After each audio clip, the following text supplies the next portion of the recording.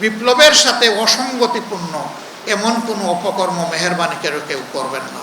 যদি করেন শহীদদের আত্মা কষ্ট পাবে, তাদের রক্তের অপমান করা হবে। আর জীবিত শহীদ যারা পঙ্গু হয়ে আছে তারা ভীষণ কষ্ট পাবে, তারা অভিশাপ দেবে, সারা মজলুম দেশবাসী অভিশাপ দেবে। সুতরাং সকল অংশীজনের কাছে আমি বিনীতভাবে অনুরোধ জানাবো, এমন কোনো কাজে আমরা জড়াবো না যে কাজ করলে সকলের অভিশাপ আমাদের উপরে পড়ে। আমার দ্বিতীয় অনুরোধ, যে কাজটা জামাতে ইসলামী হাত দিয়েছে এটা জামাতে ইসলামীর একার সম্পত্তি নয়, এটা জাতীয় সম্পত্তি। এটা একার দায়িত্ব নয়, সকলের দায়িত্ব, সরকারেরও দায়িত্ব, আরও যারা অংশীজন আছেন তাদেরও দায়িত্ব।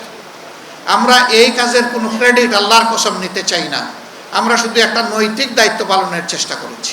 আমাদের চাইতে আরও সুন্দর করে, আরও নিখুঁত করে এই কাজটি করার জন্য আরও সংস্থা, সংগঠন, অংশীজন এবং সরকার আগাইয়ে আসুক, তাদের কাছে আমাদের আবেদন। তাহলে আমাদের এই ভূমিকা নেওয়াটা সার্থক হবে। এবং সেই ক্ষেত্রে আমরা কথা দিচ্ছি, আমাদের পক্ষ থেকে সর্বাত্মক সহযোগিতা আমরা তাদেরকে করি। আজকে যারা বিভিন্ন জায়গা থেকে আমাদের সাথে অংশগ্রহণ করেছেন তাদের সকলের প্রতি আমি আবারও কৃতজ্ঞতা জানাচ্ছি। আসুন আমাদের শহীদদের স্বপ্ন বাস্তবায়নে একটি সৌম্য সৌন্দর্যের বাংলাদেশ, বৈষম্যহীন, দুর্নীতি, দুঃশাসন মুক্ত বাংলাদেশ, সর্বোপরি বলবো একটি মানবিক বাংলাদেশ গড়ার জন্য আমরা এগিয়ে যাই। যারাই অংশগ্রহণ করেছেন, আমাদের দাওয়াতে এসেছেন, ঢাকা এবং ঢাকার বাইরে, সকলকে আবারও আমি আন্তরিক অভিনন্দন এবং ধন্যবাদ জানিয়ে আমরা এখন সেই স্মারক গ্রন্থটির ইনশাআল্লাহ মোড়ক উন্মোচন করব। আমরা সকলকে, সংশ্লিষ্ট সকলকে এখানে অংশগ্রহণ করার জন্য আন্তরিকভাবে আহ্বান জানাচ্ছি। এদেশের আপামর ওলামায়ে কেরাম, বিভিন্ন রাজনৈতিক দলের সম্মানিত নেতাকর্মীবৃন্দ, সমর্থকবৃন্দ, এমনকি সাধারণ জনগণ, আজকে যে ক্যামেরাগুলো জাতির সামনে এই বক্তব্যকে তুলে ধরার জন্য এখানে অংশগ্রহণ করছেন, তারাও ফেসিবাদের থাবা থেকে মুক্ত ছিলেন না।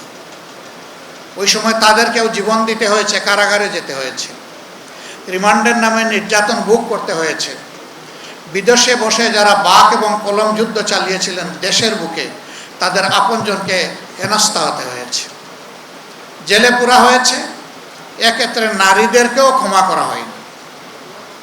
এদের রুচি কত নিম্ন স্তরের ছিল এখান থেকে এটা উপলব্ধি করা যায়।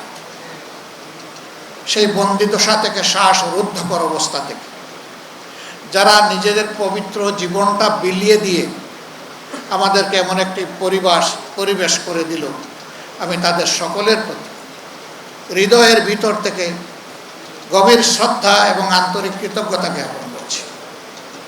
মহান মাবুদের দরবারে দোয়া করি আল্লাহ তাআলা তাদেরকে শহীদ হিসাবে কবুল